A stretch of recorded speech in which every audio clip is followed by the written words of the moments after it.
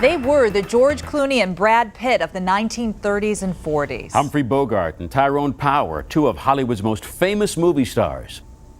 Earlier this month, their sons came to Malabar Farm in Central Ohio for a first-time visit. Tyrone Power Jr., son of film icon Tyrone Power, and Stephen Bogart, son of Humphrey Bogart and Lauren Bacall. Malabar Farm was built in 1938 by world-famous author Louis Bromfield, and it quickly became a hangout for Hollywood's elite. But that's part of the game. It just was the beginning of everything and the beginning of me, I guess. Hollywood returns to Ohio.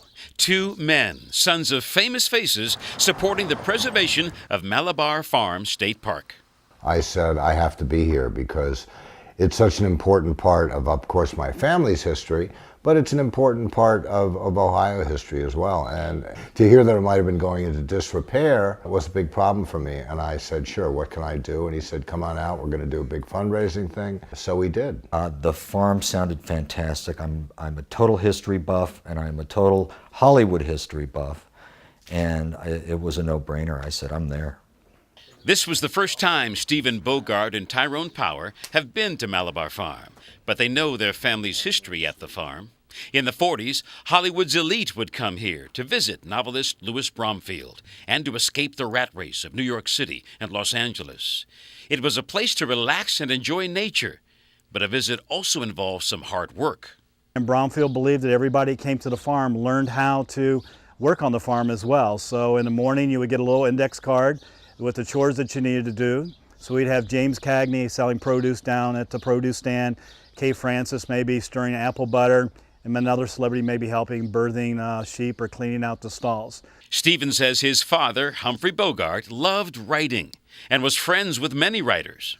He'd met Bromfield in a bar after a play at some point, and they became fast friends. And of course, as Ty said, Louis was a phenomenal writer, Pulitzer Prize winner. Great screenwriter. Them coming back here to get married was great for him, and it was great for my mother. And of course, we ended up with one of the puppies of Louis Bromfield's boxer. And we named the dog Harvey, and then there was Baby, a puppy from them, and then a George, another puppy. It was during the filming of To Have and Have Not in 1944 when Humphrey Bogart and Lauren Bacall first met.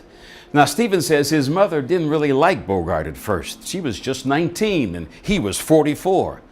But the romance seen on the big screen soon blossomed into real life. Then, in May of 1945, Louis was very good friends with Bogart, and Bogart came to Louis and said, you know, I want to get a simple wedding away from it all, and I'd like to have it at your place. Would you be my best man? And Louis said, sure, come on down to Malabar Farm. So they came down over the weekend, went into Mansfield, Ohio, got a marriage license and got married that weekend. It was supposed to be a private affair. No one was supposed to know about it, just close friends and things. A Hollywood wedding in an Ohio farmhouse. The real-life wedding of Humphrey Bogart and Lauren Bacall. With their host, novelist Louis Bromfield, the famous screen lovers pose for Paramount News cameras. But somehow the media got a hold of it, and Paramount Pictures, and when they went to have the wedding, the lawn was covered with people and paparazzi and things, so they had to move the wedding inside the house. These are the stairs that my mom came down. Well, they had a great time. I mean, you know, as she said in her book, she was a little late coming down the stairs when the music started playing, and people started calling up to George, where's Betty, where's Betty? And George yelled down, she's in the can. So she was having a little nervousness before the wedding, and she went to the bathroom, and she was a little late coming down the stairs, but everything was okay and it worked out. After the wedding, Bogey and Bacall stayed the night at Malabar before jetting back to Hollywood life. It was very interesting going up to the honeymoon suite with the two beds on either side. Of course, my mother was asked at one point from somebody who had visited Malabar, well, there were two beds on either side of the door. What did you do? And my mother said, we pushed them together. As Stephen Bogart and Tyrone Power toured the house, they reflected on the time capsule that is this house. Kids now will have never seen anything like this, except, you know, maybe fake sets in a movie. But the real stuff, to really see what it was like waking up in the morning and living here in 1945 is pretty special. It doesn't really exist anywhere. Malabar Farm is an important part of Tyrone's family history as well. Brumfield produced the movie The Rains Came, starring his father, Tyrone Power. Power never got to meet his dad. He was born just 2 months after his father passed away in 1959. I remember getting almost a little scared at one point when I was a kid. My mother was putting on her makeup to go out for the evening, and I walked in and stood in the doorway to ask her a question, and she went absolutely white. And I got frightened. I said, "What's wrong? What's going on?" And apparently the way I was standing with my hand on my hip in a certain way was exactly the way my father stood all the time. Now, how would I know that at that age? Bogart was a young boy when his father died as well. So I have snapshots. I mean, he died when I was 8, which was 55 years ago. And I have specific snapshots of him.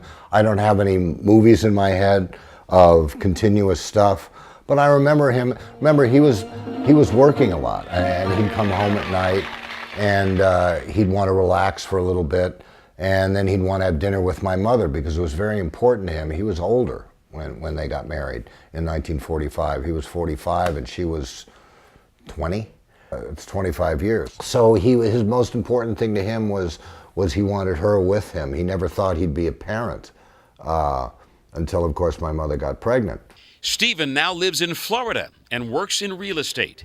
He's written several books and also manages his father's name and image.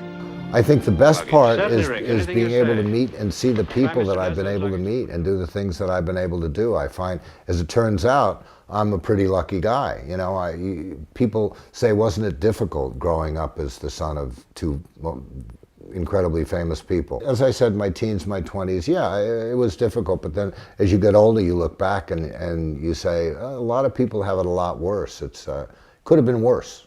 Could have been worse. Tyrone is an actor living in California. He appeared in many movies, including Cocoon in 1985. Whatever kind of family you grow up in and whatever conversation you hear around the dining room table, you're going to sort of gravitate to that as a kid. And I was around actors and directors and producers and whatnot. And I thought, they're smart people, and it's kind of looks like fun. At least I'll try it. And so, with their visit to the rolling hills of Central Ohio, far from the sparkle of Hollywood, more memories are made at Malabar Farm. Stephen says his mom, Lauren Bacall, is doing well. She's living in New York, and he says she's still as feisty as ever. She never made a return trip to Malabar Farm after the wedding, but he says she was very happy Stephen was going to visit and wants him to tell her all about it. Bogey and Bacall's first film together, To Have and Have Not, is playing as part of the Kappa Summer movie series tomorrow night at the Ohio Theater. And by the way, Stephen is actually named after Bogart's character in the film.